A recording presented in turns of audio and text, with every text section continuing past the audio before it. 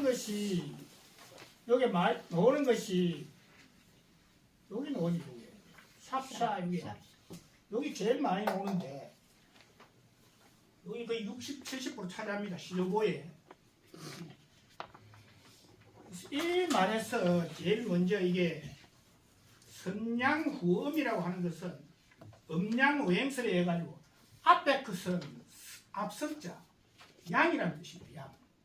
뒤에 것은 음이지. 그러면 여기에 율이고 뒤에 있는 것이 여라는 뜻입니다. 양음 율여라는 뜻입니다. 여기에.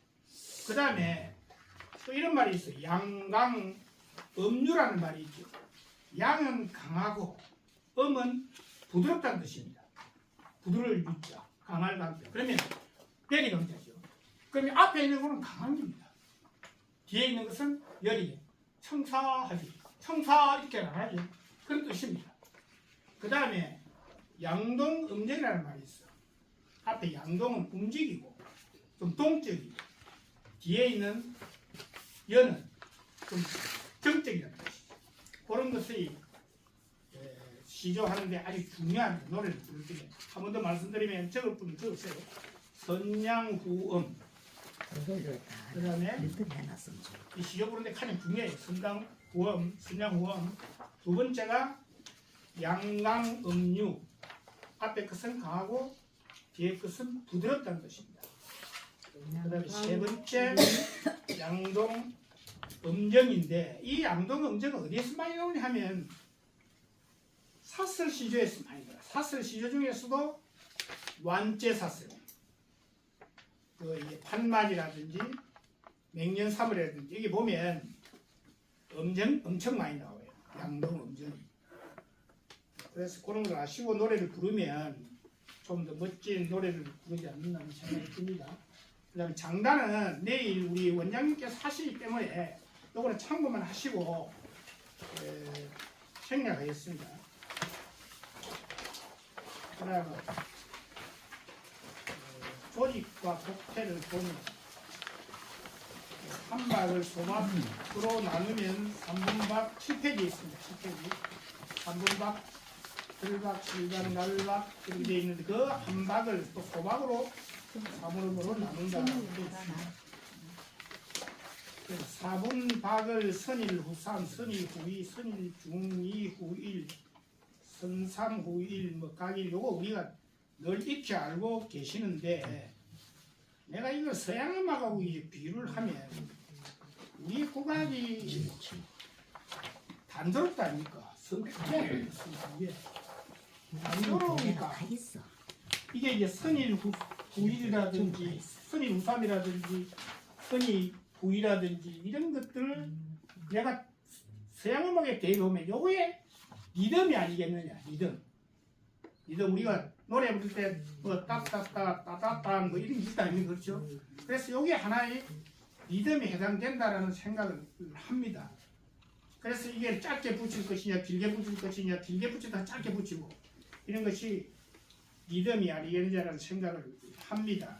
우리가 서양음악에 3요소가 또 있죠.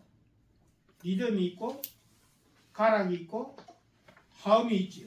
화음이 있는데 그래서 이런 선일후삼이라 하는 이런 것이 하나의 리듬이고 가락은 아까 항정에서 중요로 중요에서 항정으로 왔다가 타죠. 이 음정이 높았다가 낮았다는 이게 가락이 아니겠습니다. 화음은 나중에 한번 시간 나면 한번 합창을 한번 해보겠습니다. 잠시 다 됩니다. 항정이라든지 임정이나 중여 이게 5도나 7도나 3도가 되면 함이 됩니다. 합창이 돼요.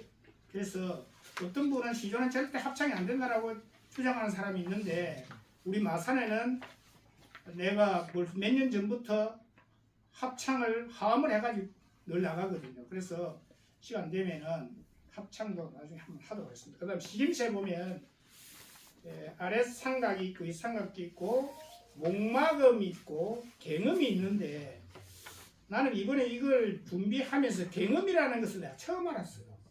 그런데 이 갱음이라고 하는 것이 우리 시조보 해설하는 데 보면 없어요. 갱음이 없어요.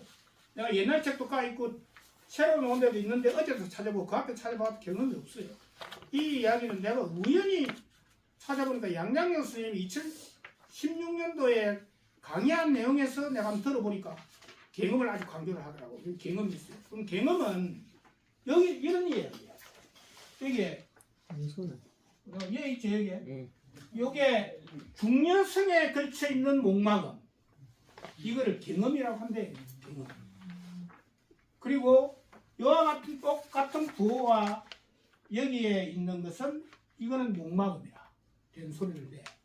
그래서 경험은 그러면 어떻게 표현하는가 하고 이게 의심되는데 우리가 노래 부르는 그대로 부르면 돼요. 그런데 목마금은 된 소리는 중년음에서 항적으로 뚝 떨어져 가지고 내야 된다. 그렇죠. 그래야 청산을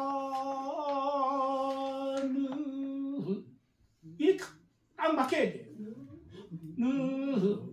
완전히 이렇게 막혀야 되거든요. 경험은 그래 안 막다니까. 유수 우는 이렇게 나간단 말입니다. 앞소리에다가 요 목마금 놓는 앞에다가 약간 좀 강하게 붙여요. 그런 차이. 그래서 한자로 쓰면 경험이 구들 경자라고 쓴다고 합니다. 근데 한자는 모르겠는데 돌석변에 붙은 뭐가 있어요. 그렇게 쓴다고 하는데 나도 그래 이번에 처음 알아가지고 쓰는데 나는 지금까지 그 구분할 줄 모르고 했는데 부르기는 그렇게 구분해가 불렀어요. 용어는 몰랐지만 그런 것이 있고 그 다음에 그 아래 삼각형이 있지요. 나중에 말씀드리겠습니다. 된소리표하고 나는 된소리표하고 요 목마금 있지요. 요거는 같은 뜻이라고 나는 생각을 하는데 한번 우리 김주호 이사장님은 연수자료에 보면은 그 등호를 써놨어요. 입고를 해놨어요. 나도 그렇게 생각합니다. 이 목마금은 우리 국악에서 쓰는 부호고 F는 서양음에 쓰는 세계거든요. 이게 같은 것이다. 나는 그렇게 생각합니다. 그 다음에 약한 소리, 우리 수학의 무한대처럼 되어 있는 게 이게 약한 소리고 P라고 우리 서양음에서는 표시합니다.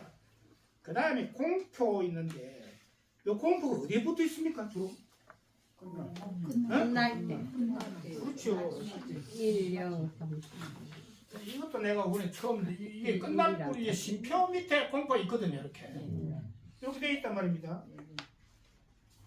나는 이걸 이꼴라고 보고 있어요. 같은 것이다라고 생각하는데 요거는 서양음에 쓰는 것이고 요거는 후안에 쓰는 것이다라고 되어 있는데 우리 이제 카톡방에 강의하는 우리 일제 스님 보면 그런 같은 뜻으로 사용하지 않고 이걸 노래를 부르다가 이게 단정하게 갖다 놓는다는 뜻이래요. 이게 망고 여기 없네 여기 그 밑에 있습니다. 이렇게 가볍게 갖다 놨는다. 이거 숨도 있다 아닙니까? 그렇죠. 그래서 이게 조금 혼돈이 되는데 나중에 여기 대해서도 나중에 우리가 토론할 적에도 논의를 할 부분이다라는 생각을 합니다. 그 다음에 전라법에 서사행, 사는 것, 서정행, 과장행, 감탄행이 있는데 서사행은 아시다시피 요게 서사행입니다. 요게 좀 밀었다가 꺾어내리는 거예요. 청산 하는 것이 서사행이고 밑에 있는 것은 서정행입니다. 이게 닭뼈살처럼 이났죠. 이거는 빨리 꺾어내라는 뜻입니다. 부르르 이렇게 빨리 꺾어내리는 게 그런 차이입니다. 그래서 모든 시조가 처음은 거의 서사행이고 두 번째 그 밑으로는 거의 서정행인데 단 예가 되는 것이 각 시조 동황대상은 아니죠. 동황대상은 처음이 나중에 나옵니다만은 그건 서정행으로 되어 있습니다. 그 나머지는 거의 처음에는 서사행, 나머지는 서정행으로 되어 있고 감탄행은 자주 나오고 가장행은 자주 나옵니다만 여기 가장행이죠. 여기 가장행에도 있고 밑에도 있습니다. 그런데 감탄행은 나는 찾아보진 않았는데 여기 보면 강의에 보면 그 백사창이에 감탄행이 아무데도 못 납니다. 여기. 그 다음에 요거 음정도표 요거 생략하도록 하겠습니다. 우리가 너무나 잘 아는 것이고 그것 하나만 짚어볼게요. 요성하는 게 있죠. 요성하는데 우리가 주로 이야기하는 거 우리가 이걸 뭐라고 합니까? 지금까지 준전성이라고 하죠. 이걸 준전성이라고 하는데 그 우리 설명하는 악보 그의 책에 보면 준전성의 말이 전혀 없어요. 어떤 책에도 준전성의 말이 없어. 그래서 이걸 같이 이걸 전부 한 방 안에도 다 있거든요. 여기에 이걸. 그래서 이 준전성 우리는 막 일반적으로 통하니까 준전성이라고 해도 안 되겠냐라는 생각을 하고 있습니다. 근데 이제 이거하고 요 요성하고 같이 보는 게 이름이 준전성과 요성. 근데 박인규 씨 내가 그 연수에 한번 참여를 해봤는데 거기는 전성 앞에 이 붙어 있거든요. 그러니까 예비 전성이라고 붙이죠. 전성을 하는 예비 단계, 예비 전성. 준정성이나 준이라는 좋다는 말이잖아요. 이사장님인 김주호 이사장님은 그것도 내가 가봤는데 이건 쇠요라 그래요. 쇠요. 아주 가늘게 떨어라는 뜻이에요. 쇠요. 그래서 이거는 책에는 없는 용어입니다. 그래서 우리가 일반적으로 이야기할 때는 준전성이라고 이야기를 합니다. 그거만 짚고요. 그 다음에 시조창의 감상 요거 생략하도록 하겠습니다. 그때 가서 말씀을 드리고요.